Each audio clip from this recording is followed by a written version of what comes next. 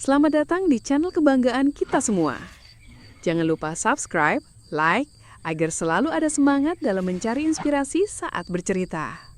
Ini dia kisahnya, selamat bersantai dan selamat mendengarkan. Usia pernikahanku sudah menginjak tahun ke-20. Pernikahan keduaku tepatnya. Aku menikah dengan seorang duda bernama Dimas beberapa tahun setelah suami pertamaku meninggal dunia. Saat kami menikah, Dimas membawa seorang bayi perempuan. Bayi mungil yang baru berusia 3 bulan. Namanya Nadia. Ibunya meninggal setelah melahirkan. Dan sejak itu, akulah yang merawat Nadia. Memberinya susu, menggantikan popoknya, dan menina bobokannya tiap malam. Meski dia bukan darah dagingku, aku menyayanginya sepenuh hati. Aku tak pernah menyebutnya anak tiri. Dia anakku. Titik. Tahun demi tahun berlalu. Nadia tumbuh jadi gadis cantik, lembut, dan selalu memanggilku Mama dengan nada manja. Aku bangga. Setiap orang yang melihat kami pasti menyangka dia anak kandungku. Suamiku, Dimas, adalah pria yang dulu membuatku jatuh hati karena ketenangannya. Dia sabar, perhatian, dan sosok ayah yang terlihat bertanggung jawab. Tapi entah sejak kapan, aku mulai merasakan jarak antara kami. Awalnya aku pikir itu cuma karena umur. Kami memang tak lagi muda. Mungkin Dimas sedang banyak pikiran. Mungkin juga karena pekerjaan di kantor yang semakin menumpuk. Tapi ternyata bukan itu. Aku mulai menyadari perubahan kecil yang tak bisa lagi kuabaikan. Dimas yang dulu pulang tepat waktu, kini sering lembur. Dimas yang dulu selalu memelukku sebelum tidur, kini lebih banyak membelakangiku. Dan anehnya lagi, Nadia juga berubah. Gadis itu dulu selalu menempel padaku, membantu di dapur, curhat soal sekolah, bahkan sering ikut tidur di kamarku saat sedang ketakutan karena mimpi buruk. Tapi sekarang, dia sering menghindar. Lebih sering di kamarnya atau duduk terlalu dekat dengan ayah tirinya di ruang tamu. Awalnya aku menepis prasangka itu. Aku ini ibu tirinya. Mana mungkin ada yang aneh di antara mereka. Tapi sekali waktu, aku melihat dengan mata kepalaku sendiri. Mereka tertawa berdua di dapur saat aku berpulang belanja. Bukan tawa biasa. Cara Dimas menatap Nadia. Cara Nadia menyentuh lengannya. Ada sesuatu yang membuat bulu kudukku berdiri. Aku berusaha mengusir pikiran-pikiran itu. Aku menenangkan diri. Kamu cuma terlalu capek, Rin. Mereka itu ayah dan anak. Jangan berpikir yang aneh-aneh. Namun sejak hari itu, entah kenapa aku jadi mulai memperhatikan mereka lebih dalam. Gerak-gerik mereka, bahasa tubuh mereka, nada bicara mereka. Dan semakin kuperhatikan, semakin hatiku tak tenang. Suatu malam, aku duduk sendirian di teras rumah. Angin berhembus pelan, tapi dadaku sesak. Aku menggenggam cangkir teh hangat, tapi rasanya hambar. Dimas belum pulang. Nadia juga tak terlihat. Perasaanku berkata, sesuatu yang buruk sedang menunggu di depan. Dan aku belum siap menghadapinya. Aku menjadi kenyataan. Sekitar pukul 10 malam, aku mendengar suara mesin mobil berhenti di depan rumah. Aku mengintip dari balik tirai ruang tamu. Dimas turun lebih dulu. Lalu, Nadia. Mereka turun dari mobil yang sama. Keduanya tertawa kecil, seolah pulang dari sebuah perjalanan menyenangkan. Aku berdiri terpaku. Hatiku berdegup kencang. Mereka tidak menyadari aku mengintip. Dan ketika mereka masih ke rumah, aku cepat-cepat duduk kembali di teras sambil menunduk, pura-pura tidak tahu. "Ma, kau belum tidur?" tanya Nadia riang sambil mencium pipiku. Aku hanya tersenyum tipis. Baru mau masuk, Maaf ya, pulang agak malam. Habis makan di luar. Sekalian jemput Nadia dari kampus. Tambah Dimas dengan suara santai. Aku hanya mengangguk. Tapi pikiranku tak bisa berhenti bertanya. Makan di luar, berdua, tanpa bicara dulu denganku, tanpa kabar seharian. Esoknya, aku mulai memperhatikan lebih teliti. Setiap gerak mereka, setiap tatapan, setiap senyum, semuanya tak lagi terlihat seperti hubungan ayah dan anak.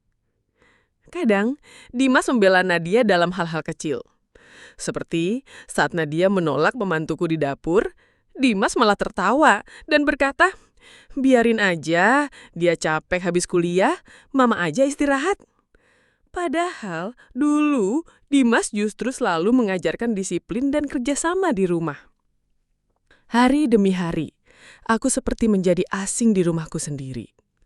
Tak ada lagi pelukan hangat Dimas di pagi hari, tak ada lagi obrolan ringan saat malam menjelang. Dan Nadia, dia semakin jauh. Bukan hanya jarak fisik, tapi emosional. Aku merindukan putri kecil yang dulu memelukku setiap kali takut akan badai. Hingga suatu malam, aku membuka ponsel Dimas yang tertinggal di meja makan. Aku tidak berniat mengintip. Tapi notifikasi pesan masuk dari nama yang tak kusangka. Nat. Tanganku bergetar saat membuka isi pesannya. "Aku kangen ya. Tadi siang sebentar banget. Besok, jangan lupa kita ke tempat biasa ya." Aku menutup ponsel itu perlahan. Nafasku tercekat, tenggorokanku kering, jantungku berdetak sangat cepat. Ini bukan pesan antara ayah dan anak. Ini pesan dari seorang perempuan kepada laki-laki yang dia rindukan. Malam itu, aku menangis dalam diam. Di kamar, dalam gelap, tak ada suara, tak ada amarah. Hanya sesak yang tak bisa kutumpahkan pada siapapun. Aku ingin marah, ingin bertanya. Tapi, bagaimana mungkin? Apa yang harus kukatakan? Bahwa anak yang kubesarkan sejak bayi mungkin sedang mencintai suamiku. Aku mulai merasa sendirian. Rumah ini tak lagi terasa hangat. Dimas dan Nadia seperti memiliki dunia mereka sendiri. Puncaknya terjadi saat hari ulang tahunku. Biasanya, setiap tahun, Dimas dan Nadia akan menyiapkan kejutan kecil. Kue, bunga, atau sekedar sarapan buatan mereka berdua. Tapi tahun ini tidak ada apa-apa. Bahkan mereka lupa. Aku duduk di ruang makan sendirian, melihat jam dinding perlahan bergerak. Hari sudah siang, dan tak satu pun dari mereka ingat hari lahirku. Aku hanya tersenyum getir, lalu pergi ke kamar, membuka album lama berisi foto-foto saat Nadia masih kecil. Di salah satu foto, aku menggendongnya sambil tersenyum lebar. Dimas berdiri di sampingku menatap kami dengan bangga.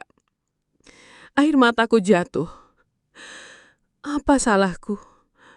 Kenapa justru mereka yang paling kusayang perlahan menjauh? Dan mungkin menyakitiku diam-diam. Aku mulai sadar bahwa yang aku takutkan perlahan berubah jadi kenyataan. Dan aku harus memutuskan. Akan tetap berpura-pura bahagia? Atau mulai mencari kebenaran di balik semua ini? Meski mungkin akan menghancurkan hidupku sendiri. Aku tetap harus tahu kebenarannya. Hari demi hari, aku menjalani hidup seperti biasa. Aku masih menyeduh teh untuk Dimas setiap pagi. Masih menyiapkan sarapan untuk Nadia. Masih menyapu halaman. Masih tersenyum. Tapi dalam hati, aku menyusun rencana. Aku tak bisa lagi hidup dalam keraguan.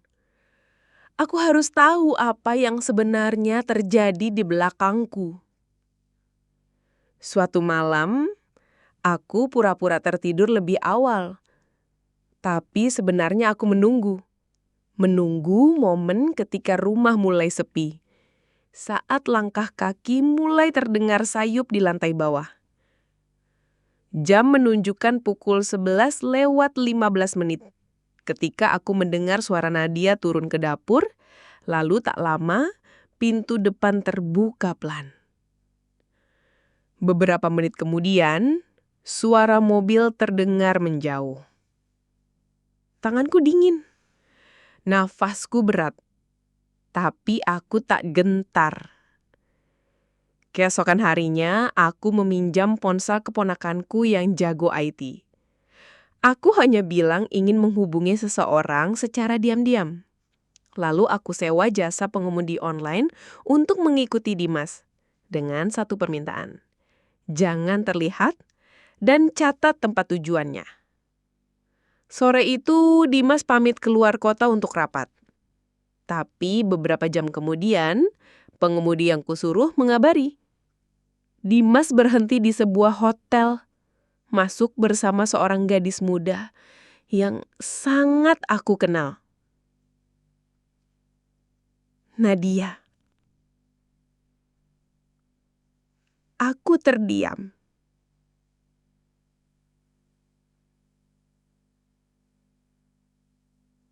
Rasanya seperti ditampar keras-keras oleh kenyataan.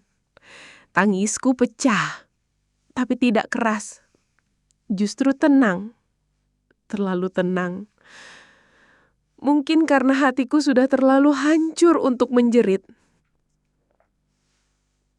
Aku duduk di pojok kamar, menggenggam erat foto lama saat ulang tahun Nadia yang ke-7. Waktu itu aku menyiapkan pesta kejutan kecil di ruang tamu. Dia memelukku erat dan berkata, "Aku sayang Mama lebih dari siapapun di dunia." Tapi sekarang, dia bahkan tidak peduli air mataku jatuh setiap malam. Keesokan harinya, aku tidak menanyakan apa-apa. Dimas pulang seperti biasa, dengan wajah tenang, bahkan mencium keningku seperti tak terjadi apa-apa. Nadia masuk rumah 1 jam kemudian, mengaku habis mengerjakan tugas di rumah temannya. Mereka berbohong, dan aku lelah berpura-pura percaya. 2 hari kemudian, aku menulis surat. Bukan surat kemarahan, bukan juga surat ancaman, tapi surat perpisahan. Isinya hanya kalimat singkat. Terima kasih sudah menjadi bagian dari hidupku. Terima kasih karena pernah membuatku merasa berarti. Aku akan pergi, bukan karena kalah, tapi karena aku masih ingin hidup dengan tenang. Pagi itu, aku pamit pergi ke pasar. Tapi aku tidak pernah kembali. Aku pergi membawa 1 koper kecil. Aku tidak membawa banyak. Hanya beberapa baju, foto-foto masa kecil Nadia, dan buku resep masakan yang dulu sering kami pakai memasak bersama. Aku menyewa kamar kecil di kota sebelah. Tidak mewah, tapi cukup nyaman. Disinilah aku memulai lagi hidupku sendirian. Tapi bukan berarti aku ingin terus terperangkap dalam kepedihan. Hari-hari awal hidupku sendiri terasa sunyi. Bangun pagi tanpa ada yang kusiapkan sarapannya. Tanpa suara Nadia memanggil dari lantai atas. Tanpa Dimas yang menanyakan keberadaan kaos kaki. Semua itu perlahan menghilang, digantikan oleh kesunyian yang dingin. Tapi jujur, di kota kecil yang jauh dari kenangan, aku memulai dari nol. Aku menyewa kamar sederhana di lantai atas sebuah toko alat jahit. Pemiliknya, seorang ibu tua yang ramah, memberiku izin menggunakan mesin jahit di lantai bawah. Awalnya sekadar iseng, aku mulai menjahit tas-tas kecil dari kain perca, lalu mukena, lalu baju-baju rumahan. Tanpa kusangka, pesanan mulai datang. Perlahan, aku membangun nama di pasar kecil itu. Para pelanggan memanggilku Bu Rini, Dan anak-anak menyukai baju tidur hasil buatanku karena nyaman dan lucu.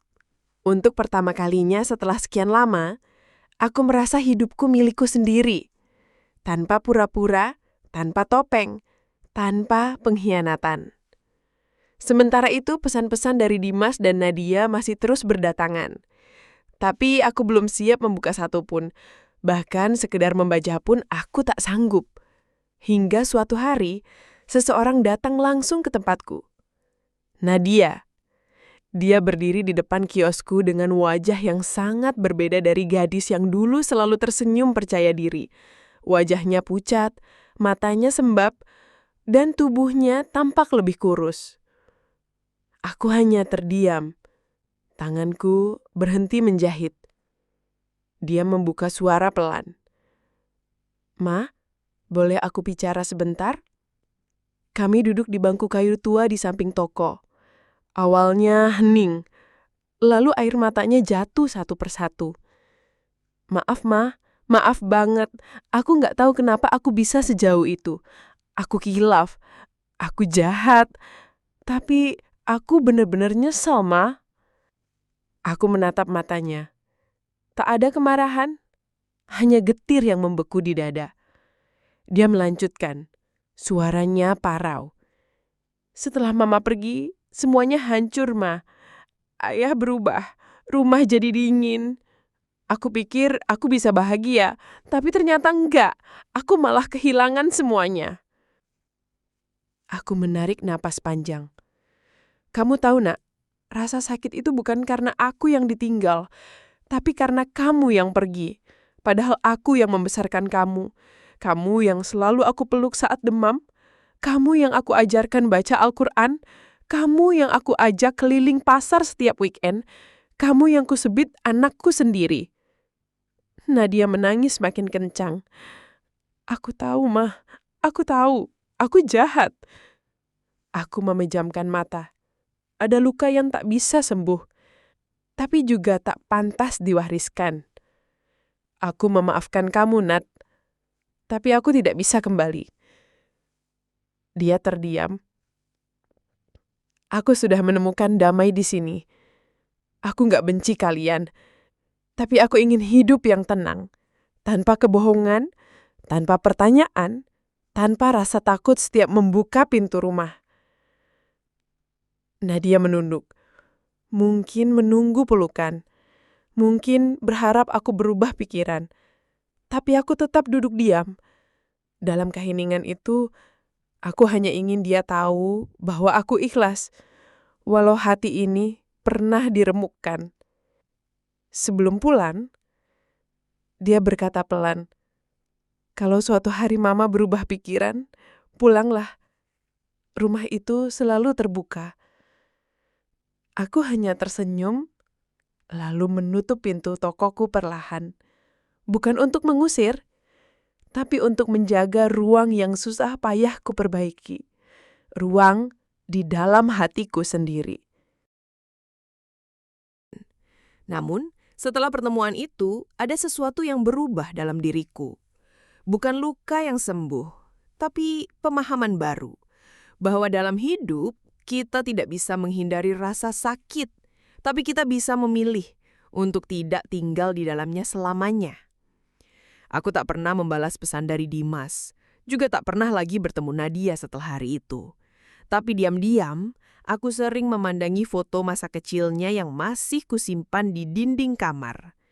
Bukan karena rindu, tapi karena aku ingin mengingat bahwa cinta itu pernah benar-benar ada. Dan aku bangga pernah mencintai seseorang setulus itu. Suatu hari, aku mendapat undangan dari salah satu pelanggan setiaku. Anak perempuannya akan menikah. Mereka memintaku membuat gaun sederhana untuk sang pengantin. Dengan tangan yang gemetar haru, aku menjahit tiap helai kain dengan penuh cinta. Di pesta itu, saat melihat sang ibu memeluk anak perempuannya dengan mata berkaca, aku hanya bisa berdiri di belakang. Diam, menyaksikan sesuatu yang dulu pernah aku rasakan, tapi kini tak lagi bisa ku genggam. Seseorang menyentuh bahuku dari belakang. Seorang anak kecil berlari menghampiriku sambil membawa bunga. Ini dari ibu pengantin, Bu Rini. Katanya ini untuk yang paling berjasa hari ini. Aku tersenyum dan menerima bunga itu. Tapi dalam hati aku tahu, bukan gaun itu yang paling kubanggakan. Melainkan bagaimana aku mampu bangkit dari keterpurukan dan berdiri di atas kaki sendiri. Tanpa dendam, tanpa menyalaskan siapapun. Beberapa tahun kemudian, aku mendengar kabar bahwa Dimas jatuh sakit dan harus dirawat cukup lama. Nadia yang merawatnya. Entah apa yang terjadi dengan mereka sekarang, aku tak tahu. Tapi aku berdoa agar mereka belajar dari kesalahan. Karena setiap orang berhak mendapatkan kesempatan kedua. Bukan untuk kembali ke masa lalu, tapi untuk memperbaiki masa depan. Kini aku hidup dengan tenang, di kota kecil yang tak pernah menuntut apapun dariku. Usaha menjahitku berkembang, anak-anak muda datang belajar dariku. Mereka memanggilku Bu Rini dengan mata penuh hormat. Kadang mereka curhat, kadang mereka hanya duduk menemaniku menjahit. Dan dalam kesederhanaan itu, aku merasa utuh kembali. Bukan karena hidupku sempurna, tapi karena aku memilih untuk menyembuhkan, bukan membalas. Karena akhirnya, aku sadar. Aku bukan korban dari kisahku. Aku adalah penyintas. Dan hidup ini masih pantas untuk kunikmati, selangkah demi selangkah, dengan damai yang tak lagi bisa direbut oleh siapapun.